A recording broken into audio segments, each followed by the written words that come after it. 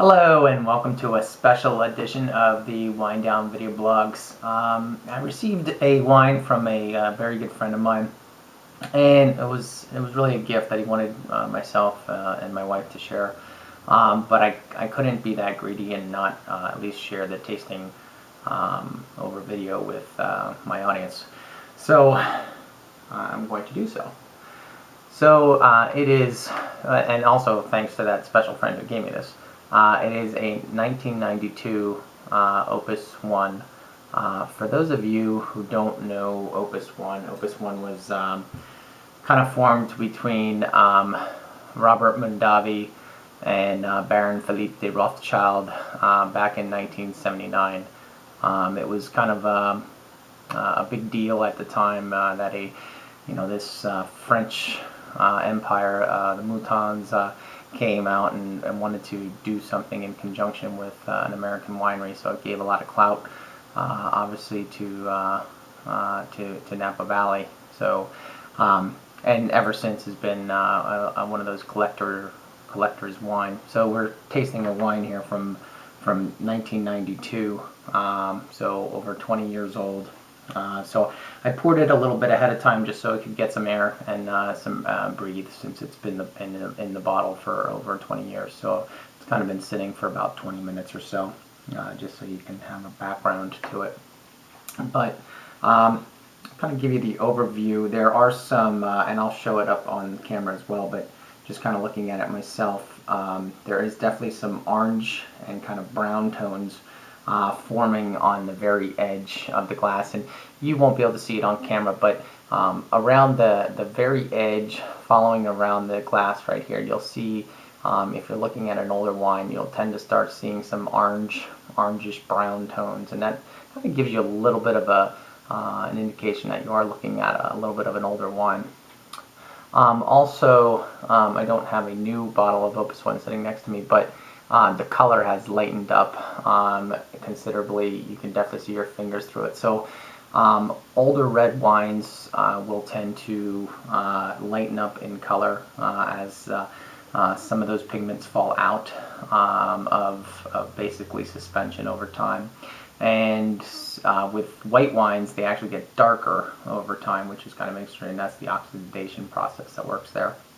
So let me give this wine a little swirl.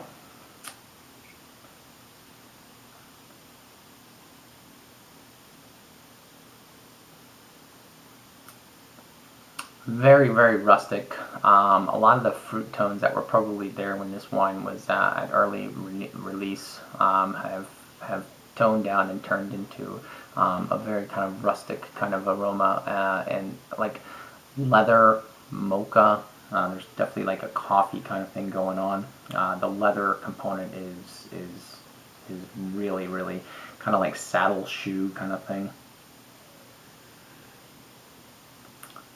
And then beyond that, there is a tiny bit of kind of like a fig component, but then like sandalwood kind of going on.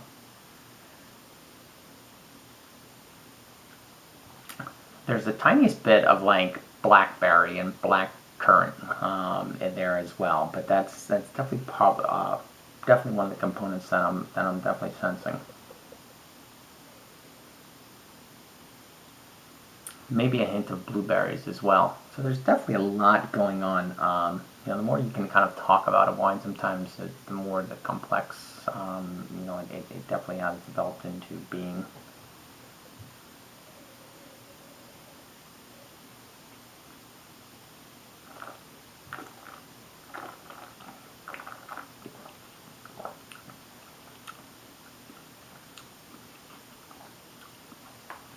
There's actually still a good amount of acidity there, meaning there's some tartness in the fruit. The tannin is very mellow, but it's like really skimming my tongue, so it's definitely still there, still rich. The fruit is there. There's that blackberry that I talked about, is definitely still kind of lingering and holding tight. But those kind of woody sandalwood, kind of leather kind of components. That's definitely there in the flavor profile as well.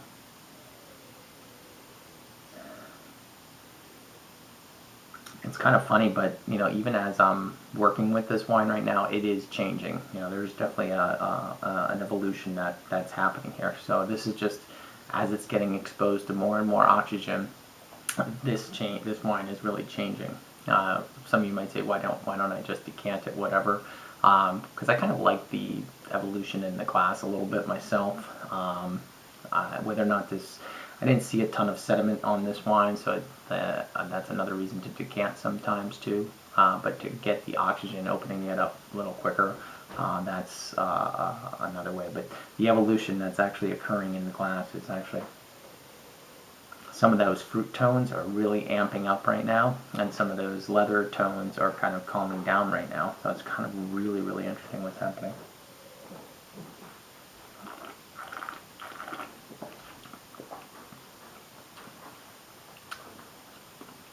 On that second taste, cherry, really bright cherry fruit has come through. So this is kind of really neat. This is kind of a wine that you're going to sit back and enjoy slowly.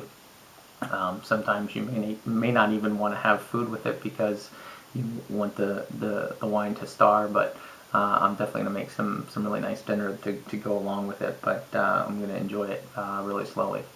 I just wanted to share that with you. Hopefully it was enjoyable, and if you ever get the opportunity, I highly suggest you try some older vintages.